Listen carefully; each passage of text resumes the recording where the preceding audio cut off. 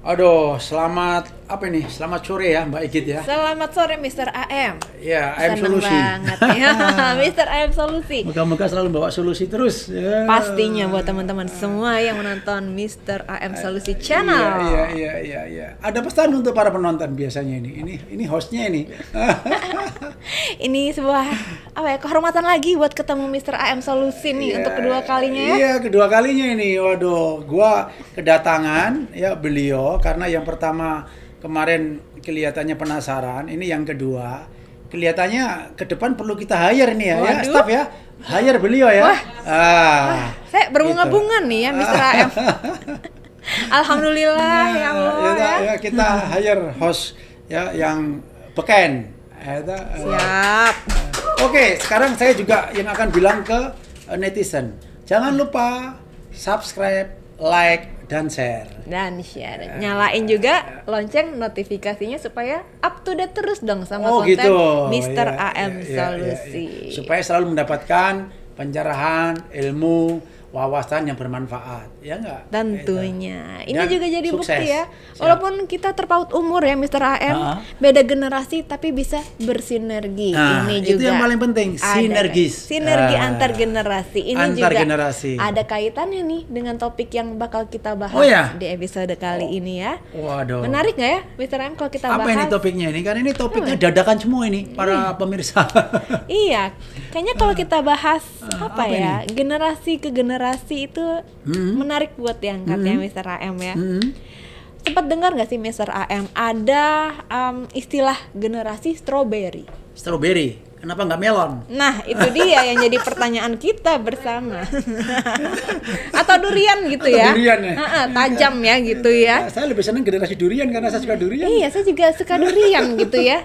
Kalau strawberry kan asem gitu ya. Terus enggak juga ada yang manis loh. Ada juga ya strawberry yang dari Korea, Jepang gitu ya. Itu. Tapi nih kenapa warnanya strawberry aja bagus ya strawberry. Warnanya bagus. Iya. Tapi kalau apa ya? Kalau kita pegang tuh kadang tuh rapuh gitu. Oh gitu. Benyek gitu, lembek. Nah, kalau dari yang saya baca ya Mr. AM ini istilah generasi strawberry ini awalnya ini muncul di Taiwan. Oh. Ditujukannya pada sebagian generasi baru yang dianggap punya mental lunak seperti buah stroberi.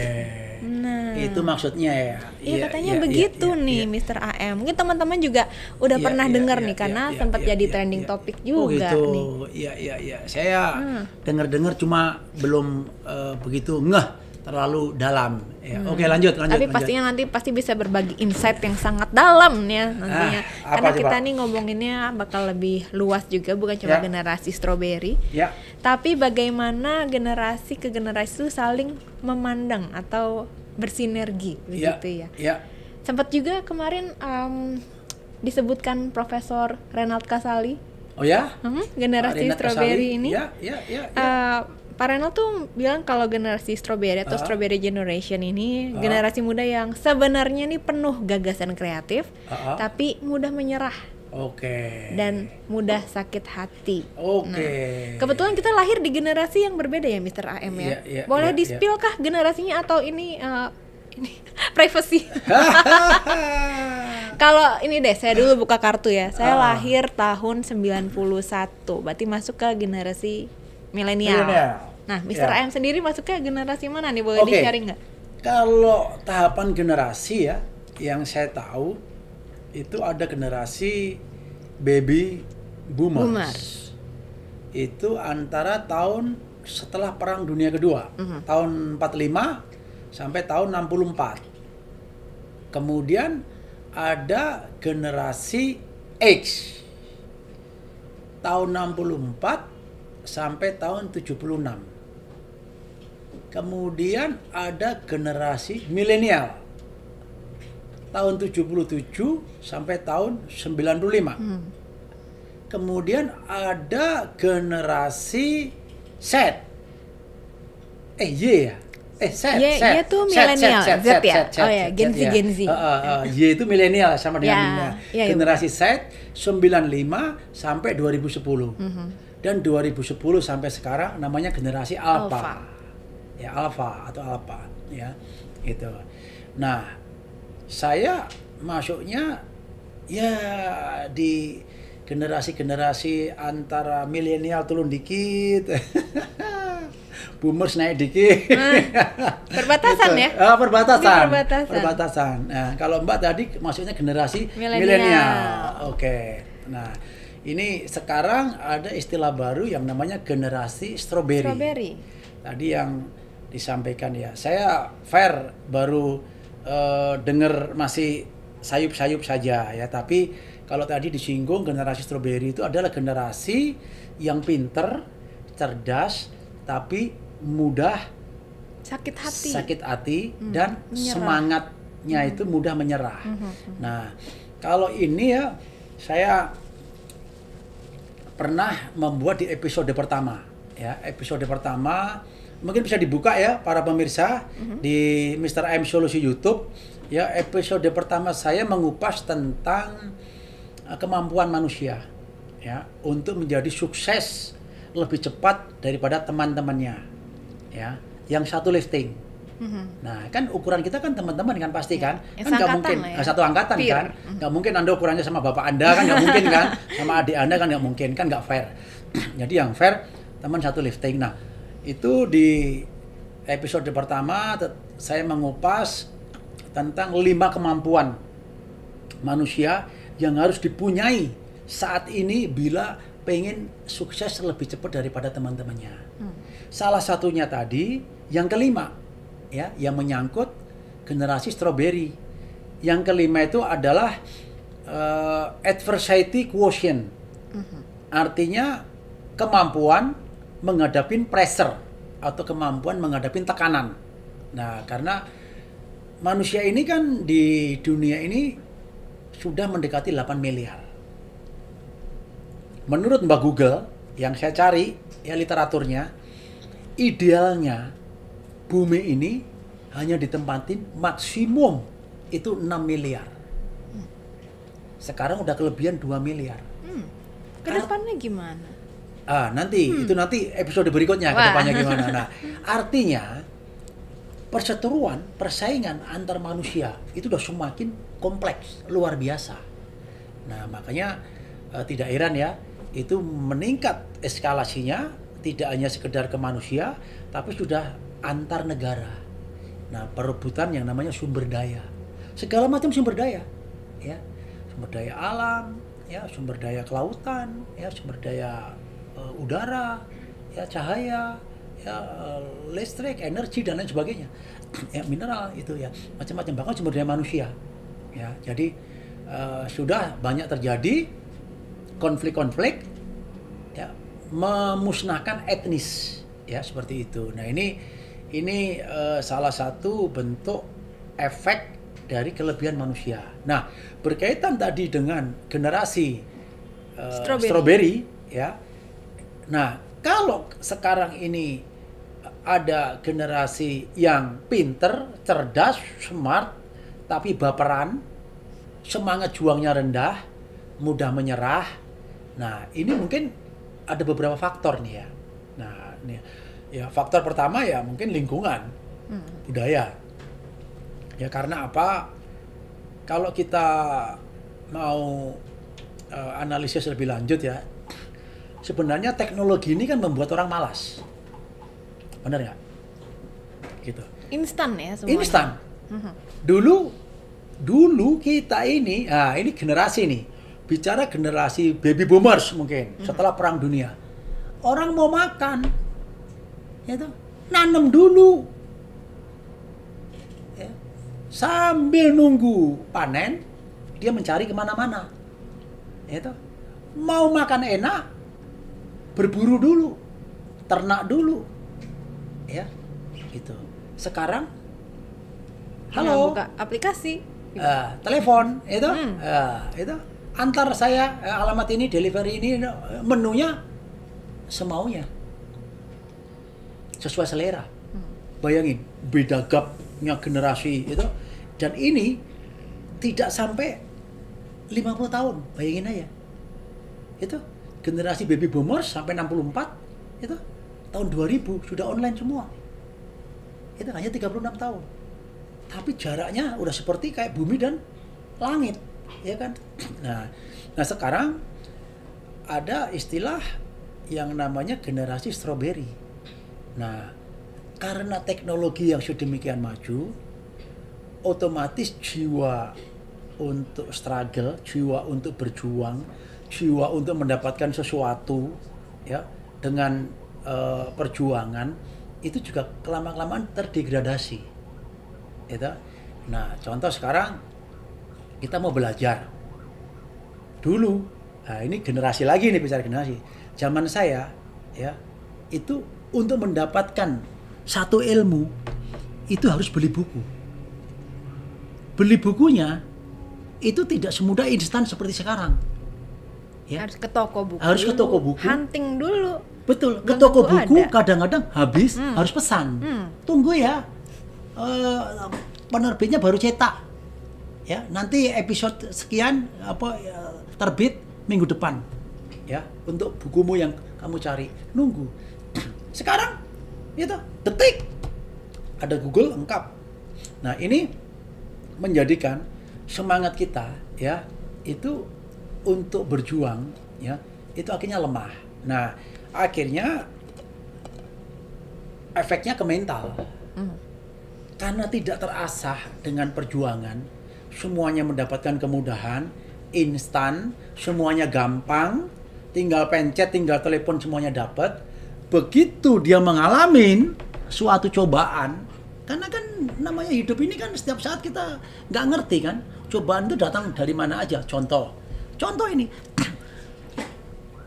saya naik mobil, ya, sama anak, ya, itu, melihat orang di pinggir jalan, bannya gembos. Saya lihat ada 2 cowok minta tolong, saya minggir, cit, bocor ya dek, iya pak bocor, gitu. Ada ban ganti, ada pak, ya sudah diganti saja, pak kami nggak tahu caranya. Bener nggak? Saya masih bertanya, apa sih susahnya lu tuh belajar? Google ya, aja ada. Atau di Google terus segala macam. Nah itu, ya terpaksa. Itu, ayo, itu kamu yang kerja, aku yang ngajarin. Nih, memang itu ada tekniknya ya. Bongkar ban itu tidak semudah apa yang kita bayangkan. Ya. Buka skrupnya, ya. Itu kapan naiknya, kapan bukanya itu ada tahapannya. Nah, baru saya ajarin. Nah, di sini saya merasa kok generasi sekarang ini lemah-lemah ya. Padahal udah setingkat SMA. Ya, dia udah nyetir mobil. Dia udah punya SIM. Ya, yang satunya lagi juga sudah kuliah. Ya. Tapi dia nggak ngerti. Nah, karena apa? Itu tadi semuanya dia mendapatkan instan, mudah. Ya, akhirnya begitu menghadapi hambatan, cobaan, ya dia tidak siap. Nah, akhirnya disitulah ya dia menyerah, ya semangat juangnya lemah, dan ini ya tidak boleh terjadi. Nah, kemudian tadi itu juga disebutkan baperan. Ya.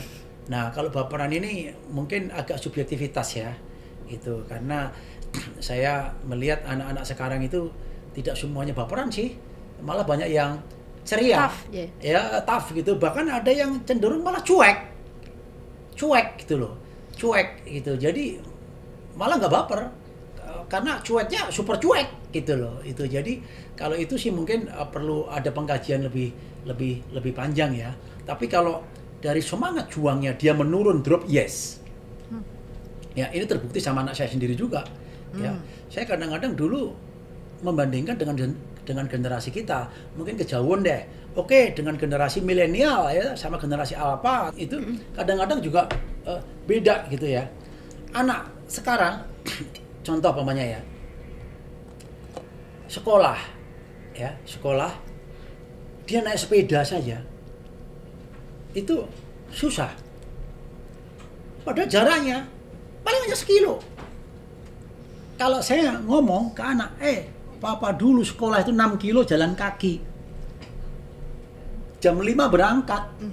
Sampainya jam berapa tuh? Nah, itu kurang lebih 1 jam. 1 jam? 5-6 kilo ya? Itu. Iya, itu 1 jam. Mungkin dia udah nggak nyambung. Atau mungkin nggak percaya. gitu loh. Tapi itu dulu kita lakukan. Saya masih ingat kok. Ya, saya di SD nggak terlalu jauh saya. Hanya sekitar ya 3 kilo lah paling jauh. Itu lari. SD saya masih ingat. SMP agak jauh. Sekitar 6 kilo jalan kaki. Sepeda ada. Orang tua punya sepeda. Ya, sepedanya 2. Anaknya 7. Oh. Ya, digilir. Gitu. Wah, dulu sekolah pakai sepeda seneng banget. Mewah gitu ya? Mewah, itu seneng. Wow, pokoknya begitu. Wah, besok jadwal saya kan yang naik sepeda. Wah, seneng. Kadang-kadang kepingin. Aduh, kok masih lama ya? Apa masa sekolahnya ya? Belum tidur udah bilang masih lama. Nah, zaman sekarang saya melihat beda. Anak saya itu paling hanya 1 kilo. Gitu. Boro-boro suruh jalan kaki. Suruh pakai sepeda aja. Nah, di sini artinya semangat juang anak-anak sekarang ini perlu ditingkatkan.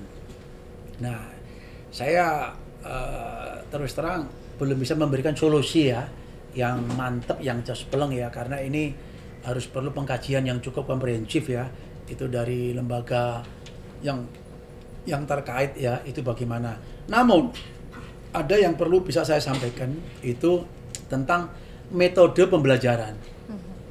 Ya, ini contoh. Saya punya keponakan, anaknya adik saya, ya. Dia lahir di Australia, ya, itu sampai kelas SD ya, itu dia sekolah di sana, dia lahir di sana, anaknya 2, ya. Begitu dia pulang ke Indonesia, ya, dia banyak bergaul ya sama saya, dia belum bisa bahasa Indonesia, tapi ada satu hal yang saya agak kaget apa? Kok kedewasaannya itu, sikapnya itu lebih daripada umurnya. Contohnya apa nih, Mr. Ya, Aim? contoh pamannya bangun pagi. Dia begitu bangun, ya, itu langsung membersihkan tempat tidurnya sendiri. Itu. Kemudian janji, ya. Waktu itu dia lihat di dinding itu ada pedang. Saya kan ada pedang perwira gitu ya.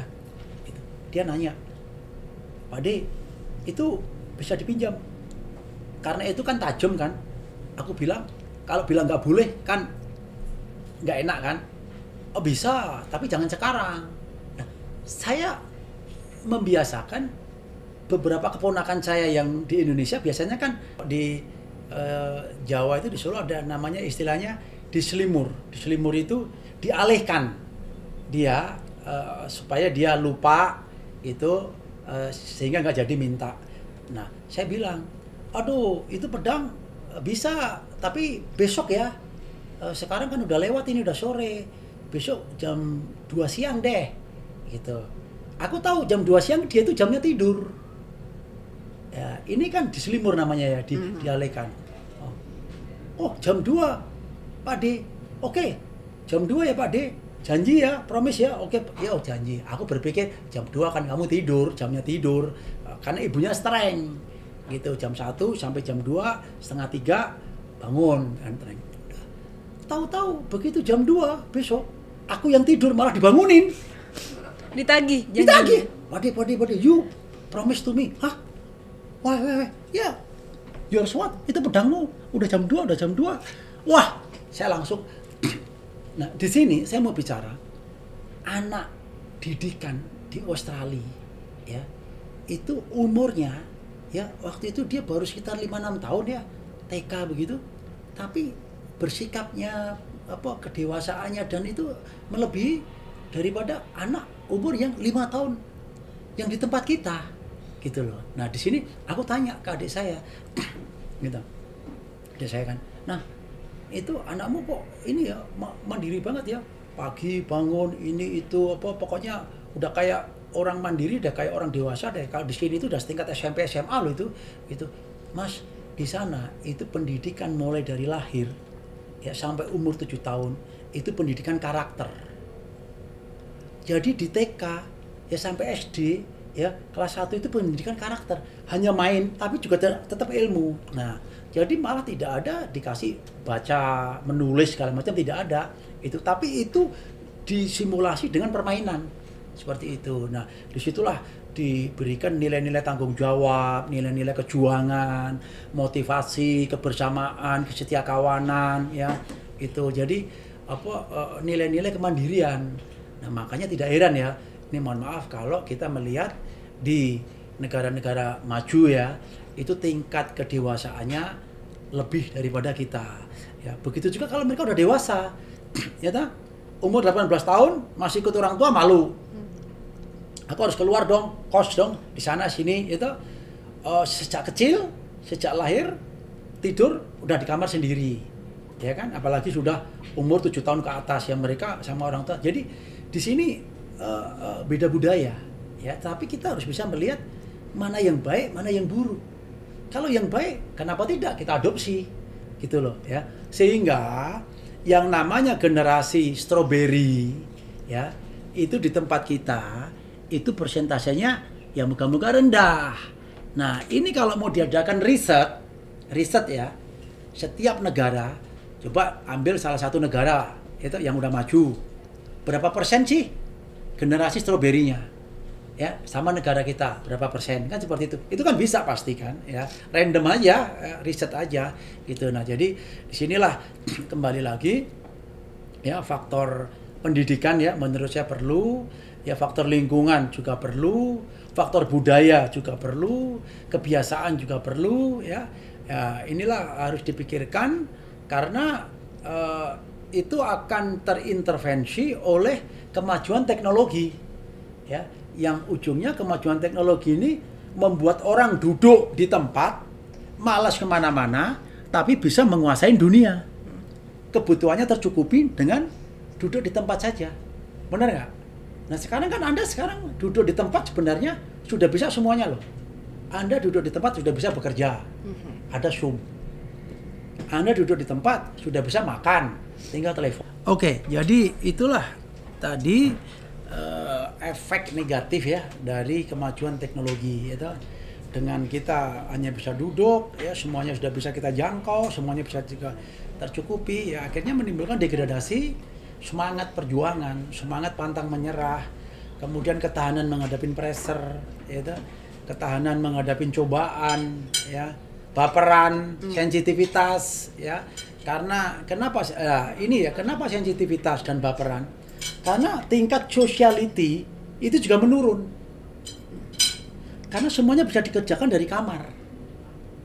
Social interaction-nya begitu. Social interaction-nya kurang. Gitu loh. Coba sekarang, Anda bisa hidup dari kamar dengan menguasai dunia loh. Bisa. Benar nggak? Semuanya pakai Zoom. Keputusan itu tanda tangan semuanya itu tidak harus datang sekarang. Ya pakai barcode segala macam. Pesan makan tinggal diantar dalam kamar. Itu kamar mandi ada di dalam semuanya. Dunia bisa digenggam dalam satu kamar, pekerjaan dan lain-lain bisa digenggam dalam satu kamar. Nah, ini tentunya menimbulkan efek psikologi yang mungkin yaitu tadi rasa sensitivitas, baperan ya, karena kita jarang bersosialisasi itu kalau ada orang istilahnya berdehem saja kita terganggu, tersinggung gitu. Jadi ya sensitivitasnya terlalu oversensitif atau menjadi paranoid ya. Paranoid karena situasi ya, sociality kita yang semakin lama, generasi sekarang ini semakin jarang ya. Nah, tapi kalau generasi sekarang yang pinter-pinter ya, yang sekarang ini saya lihat juga kemajuan gizi, dari kandungan juga sudah gizinya terpenuhi ya. Saya juga melihat banyak sekali sih generasi yang bersosiality dengan baik ya. Itu jadi komplit ya, antara yaitu tadi kalau saya sampaikan ya di episode yang pertama, manusia sekarang itu harus menguasai 5 quotient: intelligence quotient, spiritual quotient, emotional quotient, creativity quotient, dan adversity quotient. Artinya kemampuan intelektual yang hebat ya, kemampuan emosional ya, yang bisa mengatur, dia matang, kemampuan spiritual ya, dia harus punya hati baik ya, harus bersih, punya niat baik, dia harus mengikuti norma-norma aturan ya, agama dan lain sebagainya.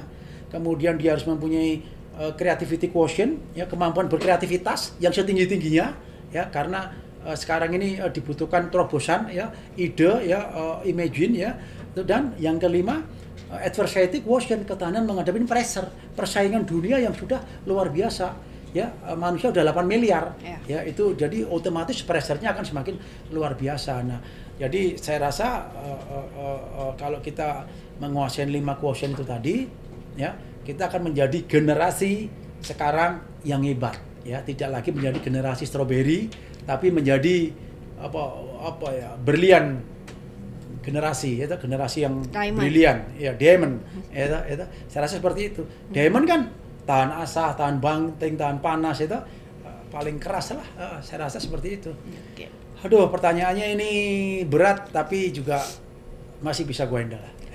Mari mengubah generasi strawberry menjadi generasi berlian ya. Berlian. From strawberry generation to diamond generation. Iya.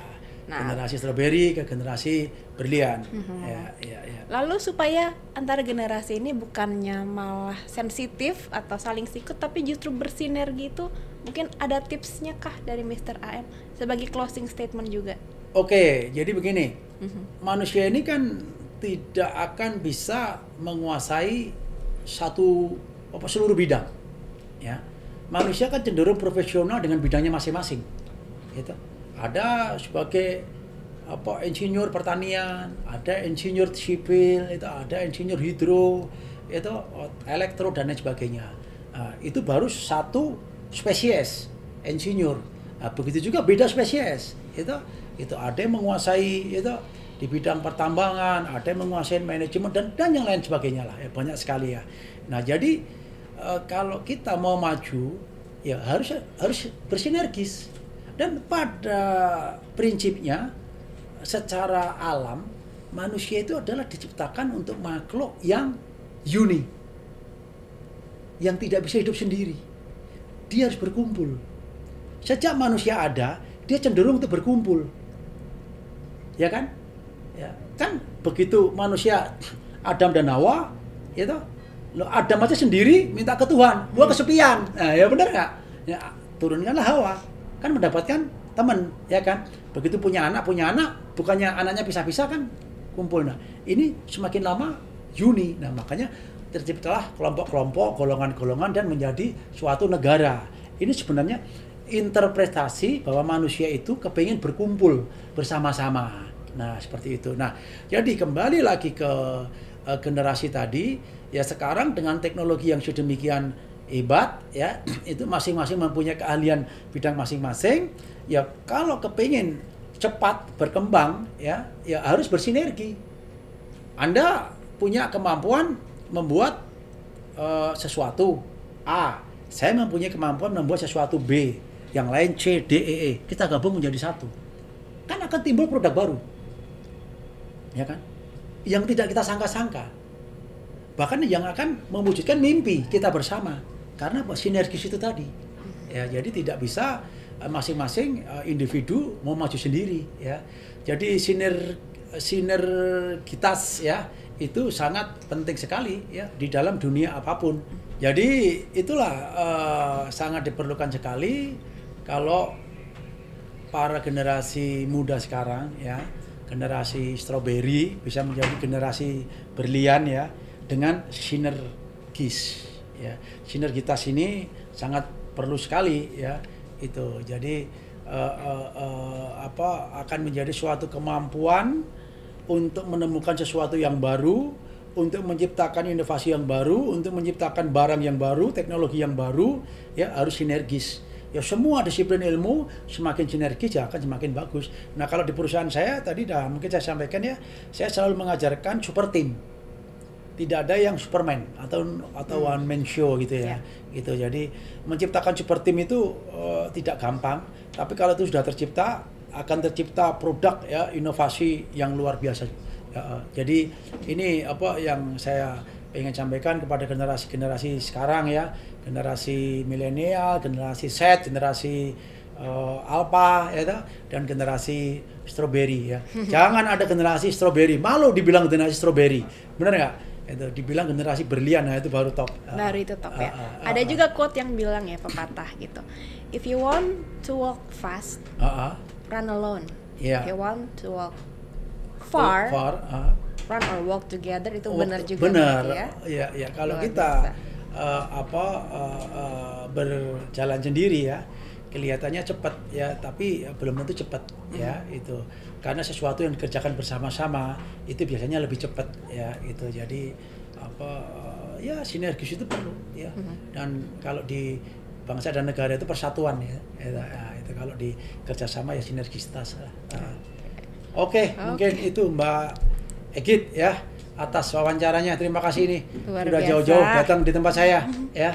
Jadi intinya ya, yang bisa kita petik dari episode ini supaya kita menciptakan Strawberry Generation, from Strawberry Generation to Diamond Generation, kuncinya adalah sinergisitas. Sinergis. Ya. Luar biasa. Terima kasih banyak insight-nya Mr. AM Solusi. Tepuk tangannya dong. Ya. Seperti biasa memberi wejangan dan insight kepada teman-teman semua ya. Amin. Amin. Nah, kita tunggu episode selanjutnya. Oke, sampai jumpa. Yuk. Salam solusi. Salam solusi.